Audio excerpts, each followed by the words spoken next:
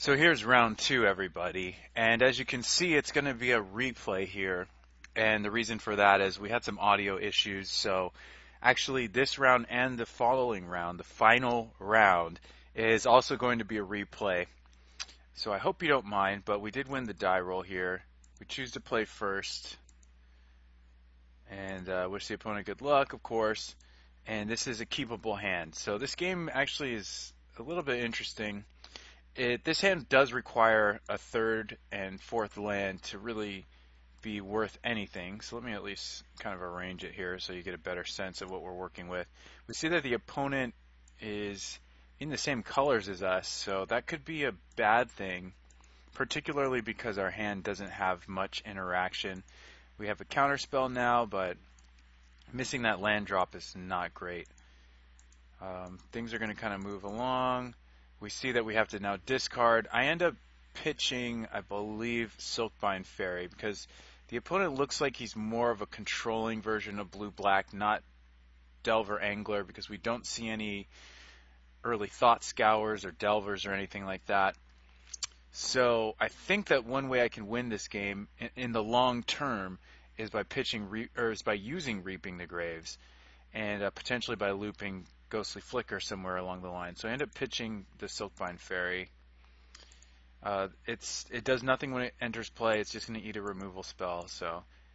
And here I decide to counter this Talisman. The reason I do that is because if I miss a land, I have to discard. If I hit a land, I'm going to want to play one of my 3-mana plays. So I choose to counter it, and I miss a land, so I don't have to discard. Opponent just leaves up 4 mana, but doesn't really do anything off of it. So very peculiar. I mean, we do see the Talisman, so it does lead us to believe that we're playing against either Alchemy or maybe Dedicated Teachings. My plan here is to go for one of my Trinket Mages, maybe get a Spell Bomb or something, and he ends up countering it with a Rewind. So we see a Rewind, a Chainer's Edict, a Talisman. It looks like a Dedicated Teachings build. Something a little older than what we've been seeing currently, which is more of the Ghostly Flicker type configurations and the Alchemy ones. So he goes Teachings for Teachings, and then he casts Teachings on his main phase to get a Think Twice. So very strange sequencing. I would not consider that good sequencing. So here I actually just grab a Nihil Spellbomb. I decide to take out his pair of Mystical Teachings and his Chainer's Edict while I can. Even though I'm not going to get a card out of it, it's worth more than a card to get his 2 copies of Teachings and his Chainer's Edict. He's just killing guys. I decide to go for another Trinket Mage. He's going to counter it. He's playing Mana Leaks. It's kind of interesting choice. I mean, I'm not a huge fan of Mana Leak and Pauper, but we can talk about that later. I go for a Deep Analysis because it's going to gain me value. Even if he counters it, he has another Mana Leak, so we're fine with that. And here I think he's going to play I actually don't know. It looks like an Angler. So Angler comes down. I go for the draw 2 first. He lets it happen. So now I'm going to go for the Edict. I think it's going to get countered. Yep, counter spell. So we've seen 4 counters from him so far. But we've stopped him from drawing a lot of extra cards by hitting the 2 copies of Teachings in his graveyard. We're going to go for Archaeomancer now to pick up Chainer's Edict again.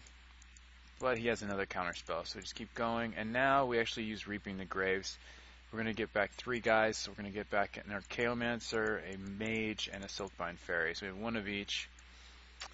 And that's pretty good for us. That should swing things in our favor if we can ever get this Gurmag Angler off the table. I don't know what this is. Oh, he just showed us Evankar's Justice and tapped out on his main phase for basically no reason. I'm really confused by that play. So I decided to get the Chainer's Edict again, destroy it. I'm playing around Spell Pierce here. The only way he can stop me from taking out his Angler is with a Spell Pierce. So I played my land first. and then I go ahead and play Preordain.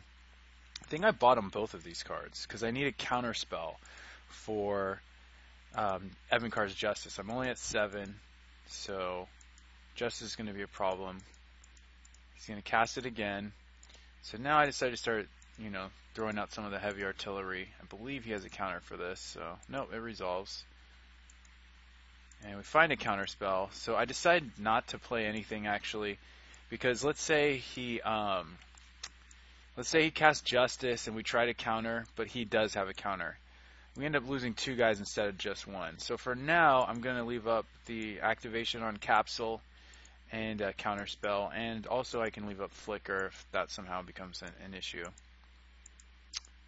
So he edicts me, which is a little unnecessary, and because he has Justice. You want to line up the most appropriate threat for the most appropriate answer. So if he's really concerned about that Mole Drifter, the one that was in play, he should be using Evankar's Justice. So he counters the second Mole Drifter. I decide to play Poisoner. Again, another guy that dies too. And then I get an Archaeomancer back because I want to get my Reaping the Graves. If I can get my Reaping the Graves, I can definitely bust this game wide open. So he uses Think Twice, and he just uses another Edict effect that could be better spent on something that doesn't die to Evankar's Justice. But he's going to just play the way he wants to play. He's got the Seagate Oracle here. I'm going to use my Capsule on it because this is a big problem for us because he lands the Bojuka Bog, which knocks out our Reaping the Graves, our Chainer's Edict, a bunch of our creatures. But we are going to use our Capsule on his guy because his other creature is Gurmag Angler and Capsule can't hit it. So now I'm going to go for a Trinket Mage. It resolves. I think I probably get, the Longbow because I have the Silkbind Fairy now. So I go for the Fairy as well. I think it is going to resolve. I remember being able to live the dream here. So he's getting his Bojuka Bog back. And so we get to attack and equip our Silkbind Fairy. I'm going to try and speed through things a little bit more. I'm not going to cast Archaeomancer until I have something to do with it. So he goes for, I don't know what. Oh, another Teachings. So he got Forbidden Alchemy. Just really strange. I just don't understand any of his lines of play. He pitches an Oracle, a Fountain, a Mana Leak, so I'm not sure what he took.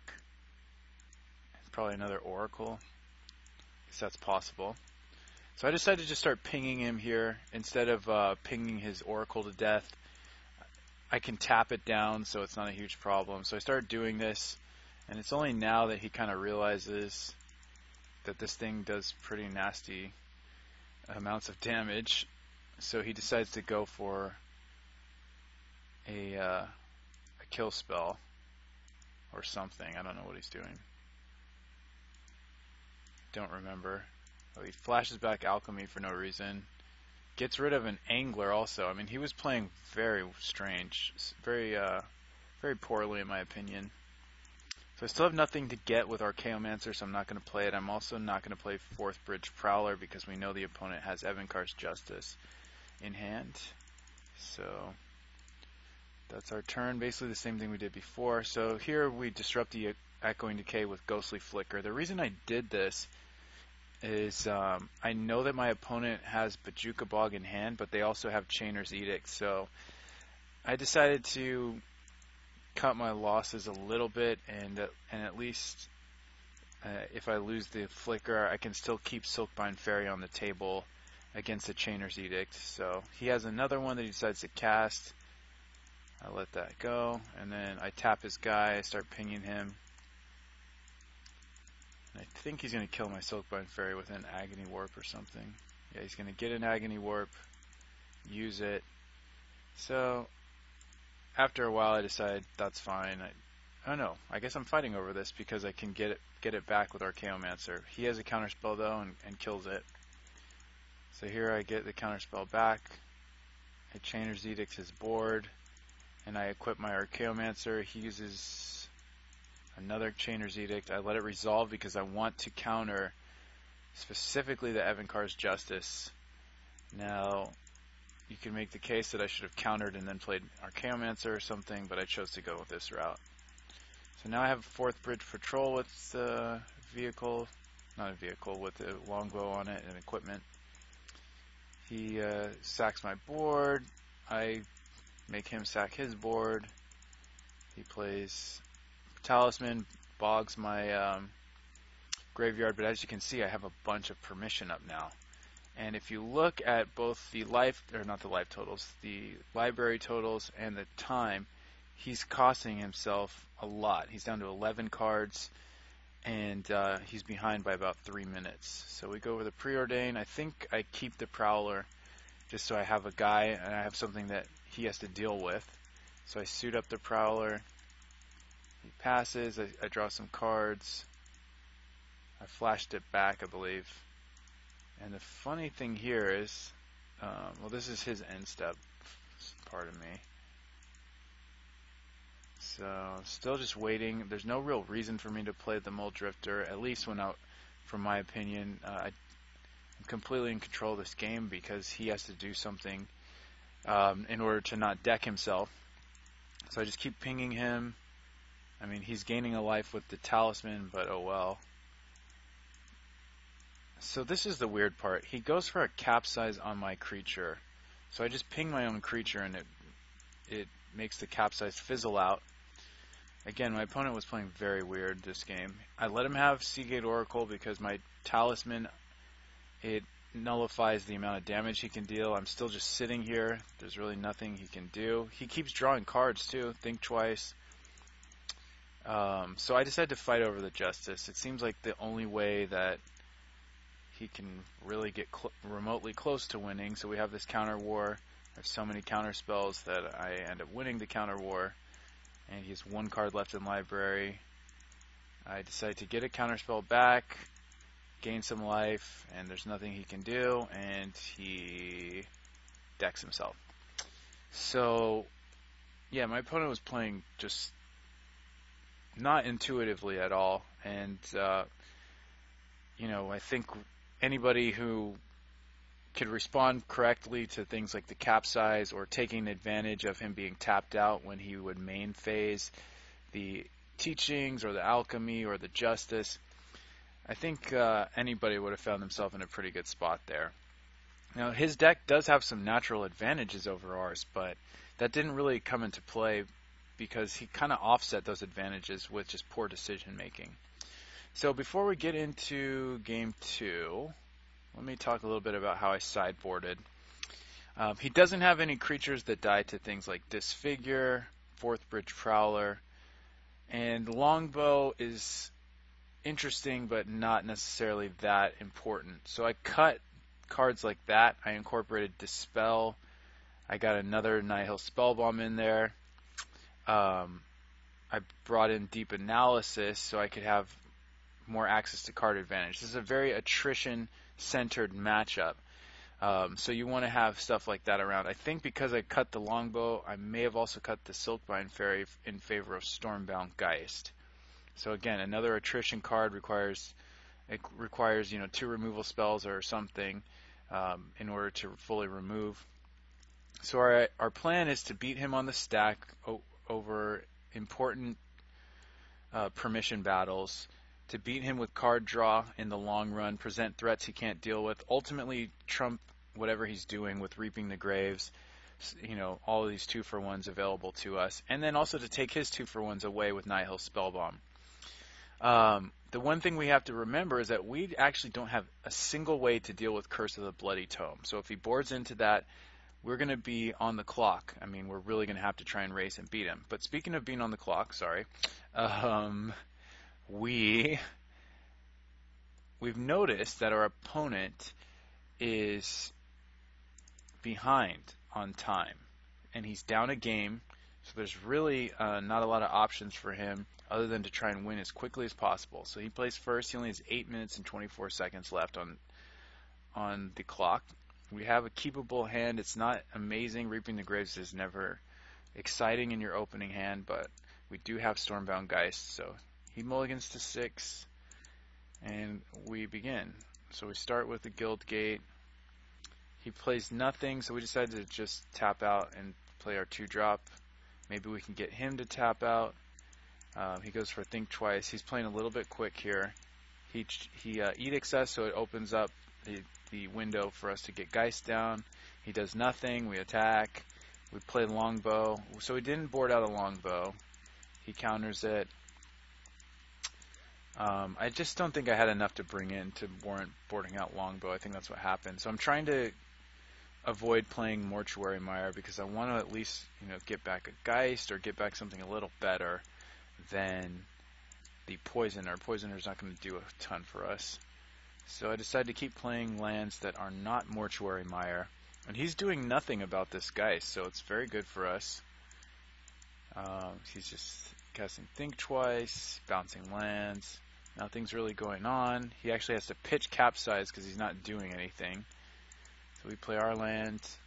Here I think he's going to play Curse. Yep, so Curse resolves. We have nothing to do against it. And Curse starts milling us out, but we have Mortuary Mire if we want it. The problem with that is if we put a card on the top of our library with Mortuary Mire, it's going to get milled out by Curse again. So we have to wait till we find some draw to actually use it. I'm going to drink some water.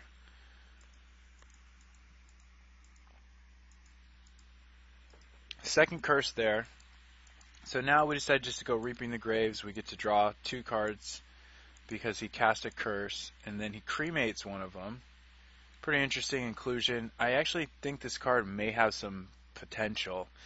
It only gets 1 graveyard target is the problem, but I like that it cycles. I like that it's cheap. I like that you can get it with Teachings, but overall Crypt Incursion probably just going to have more impact against more people. So we don't have a ton to do here. Going to go for the Talisman, going to go for the Trinket Mage. I don't remember if it resolves. No, it doesn't. Okay. So just keep on going. He's got a Gurmag Angler. We have multiple Chainer's Edicts. We do have the Deep Analysis also, so I'm just going to cast it. Oh, maybe not. Now I'm going to cast it. He decides to counter the Deep Analysis instead, which I find a little strange. And then we cast Think Twice. We're not going to play Mortuary Mire. Actually, I think we are, and then we're going to... Nope. Just don't do any of that. I guess we don't have a guy we want to get back yet. So he cast... I don't know. I think he cast Forbidden Alchemy, put Islands and a Mana Leak away. He's just doing nothing against this Stormbound guy. It's very strange. Okay, so now we have a Muldrifter, and we can get it back. So he milled a Think Twice into our yard. We're going to cast Muldrifter. He's going to counter it. And then we're going to fight.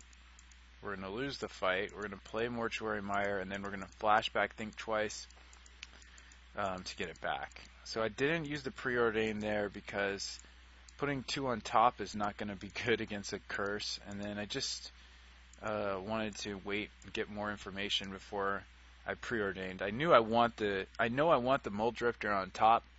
So again, I can't put both cards on the top. So if I preordain, I'm doing exactly the same thing as I would have been with the Think Twice.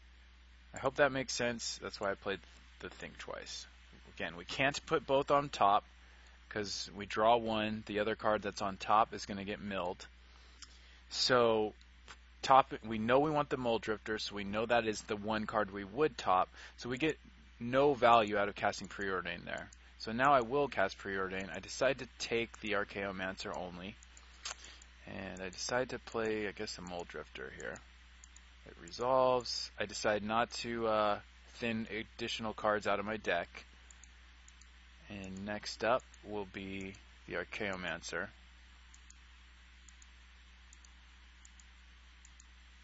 He's doing something on our upkeep. So we actually just let that go. I mean, he's almost taking lethal here, and we're not so close to getting milled out that we have to fight immediately. I get an Archaeomancer, so he looks pretty screwed here. I can play Silkbind and just leave Wilds in hand in case he has some kind of discard. I don't need to play it. I don't intend to activate it ever. So So here he plays a Seagate Oracle, and I have 2 counter spells, and I have Chainer's Edict. He's at 4, so there's not a ton he can do here. Plus he has 3 minutes left to win 2 games. And we still have 8 cards in library. So I go for Chainer's Edict first. It doesn't resolve. Come on now. Does not resolve.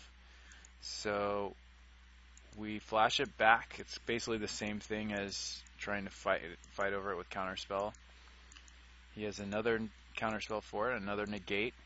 So instead of fighting over it with counterspells, I realize that on the board I can just attack with all my guys.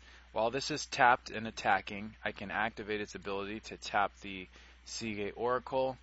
So he has no blockers. We're attacking for 4, which is exactly the amount. So he needs an instant speed removal spell to not lose to that. And he doesn't have an instant speed removal spell, so he loses to that. So that was the match. It actually worked out very well for us, and that means we just have 1 match left in all of Dime a Dozen history to go through. It's going to be another replay. I apologize in advance, but the audio issues made it pretty much unbearable to watch otherwise. So let's go ahead and get into the very last match ever. All right, guys, let's go.